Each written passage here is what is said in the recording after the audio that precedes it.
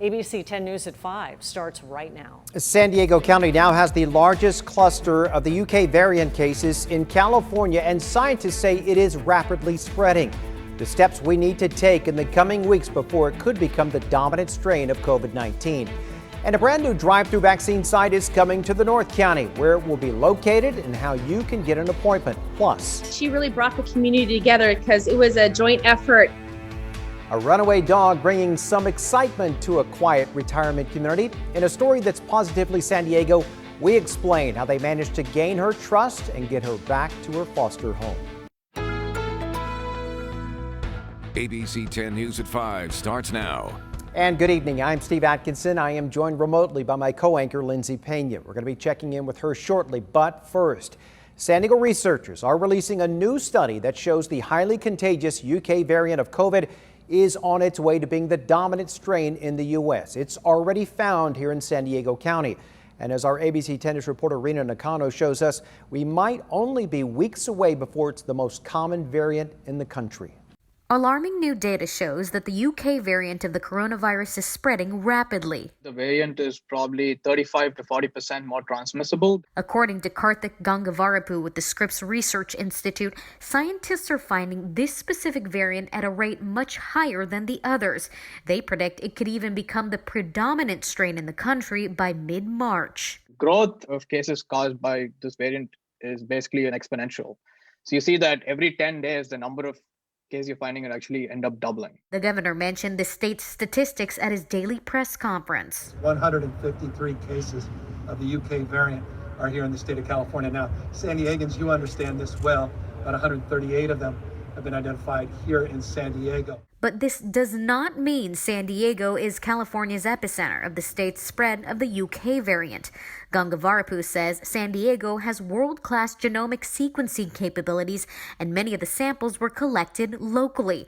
That's why the numbers of the variant from San Diego are high. There are many other states where the sampling is not as good. So it's not evidence that it's not there. It's just we don't know yet because we haven't gone looking for it. Gangavarapu believes there are more instances of the UK variant that aren't tested yet elsewhere. So he says we need to be more vigilant in our mitigation protocols. The measures that we had before, which was, social distancing, mask wearing, staying at home and so on, those measures worked very well for the previous lineages. But this variant is more transmissible, which means that we need more proactive mitigation efforts to actually bring down the number of cases. Rena Nakano, ABC 10 News. Researchers also say that there is no evidence to show that the currently offered vaccines are any less effective against the UK variant.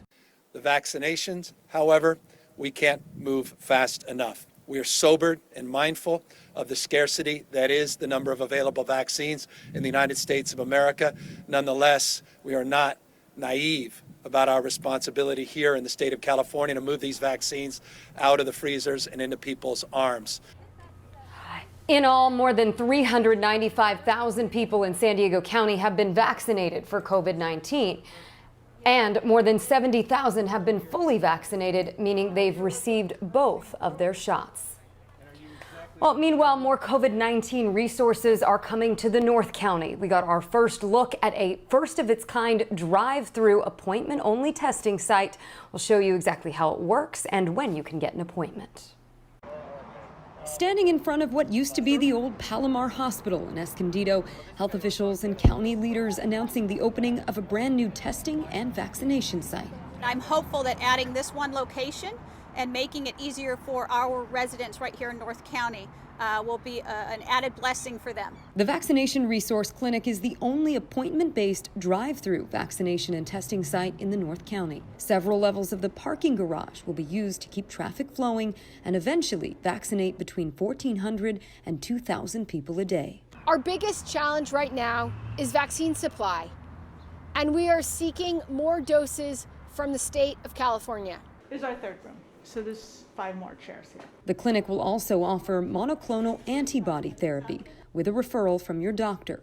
Vaccine appointments will be offered Tuesday through Friday and testing appointments on Monday, Wednesday, and Friday. You can get an appointment by going to palomarhealth.org. House Supervisor Tara Lawson-Remer today said the county is working on setting up another vaccination superstation, possibly at the Del Mar Fairgrounds. There's already one at Cal State San Marcos. More details should be released soon. And cases of COVID-19 are continuing to drop across San Diego County. Fewer than 700 new cases were reported today, bringing our total to more than 247,000. No new deaths were reported, which is usually the case on Mondays. More than 2,800 San Diegans have died from COVID-19 since the start of the pandemic. The county is anticipating divvying up an estimated $30 million in grants to small businesses suffering during this pandemic. Our ABC 10's reporter John Horn has the move officials could make tomorrow to get that money out as fast as possible. Joe Paraiso designed La Mesa's Brew Coffee Spot to be a place for community gatherings, live entertainment, a home away from home. The pandemic put an end to much of that. You know, with COVID happening, we had to shut down pretty quick and we were closed for 2 months. The shop's now open for outdoor dining. On a good day, sales would be maybe 40 to 50% of normal, and its 19 employees have seen their paychecks shrink. Some of them had to move, go back home. We have some employees that are off at college that decided to stay, and so we just do our best to give everybody the hours whatever hours we can. Paraiso tells me with sales down and money from stimulus loans and grants dwindling, he's starting to get nervous. But that's where some swift action from the County Board of Supervisors this week could come in to help. On Tuesday, the Board of Supervisors will vote on creating a framework to quickly divvy up as much as $30 million in stimulus grants to San Diego small businesses. The county is banking on the federal government approving new stimulus money and wants to be prepared. These businesses, our fellow citizens, have waited long enough, and we want to make sure they don't have to wait any longer because of us. This is a very critical time. Paraiso says the extra money would also benefit the shop's employees, suppliers, and all other businesses it works with. John Horn, ABC 10 News. The county also says local businesses with 20 or fewer workers that have been open at least a year and suffered financial hardship amid this outbreak, they would be eligible for this. They must also be in compliance with all state and local health orders. Poll after poll show a bipartisan majority of the American people in support of the president's plan. The White House announced today that Americans are in strong support of President Biden's COVID-19 relief plan, and ABC News Ipsos poll finds 2/3 of Americans do approve of the president's response to the coronavirus pandemic so far. The poll also finds nearly 9 in 10 Americans support another coronavirus relief package. Congressional Democrats say that they are prepared to pass the president's proposed relief plan without Republican support. But only 49% of Americans agree with that strategy. 40% say they support a small package that is backed by at least some Republicans.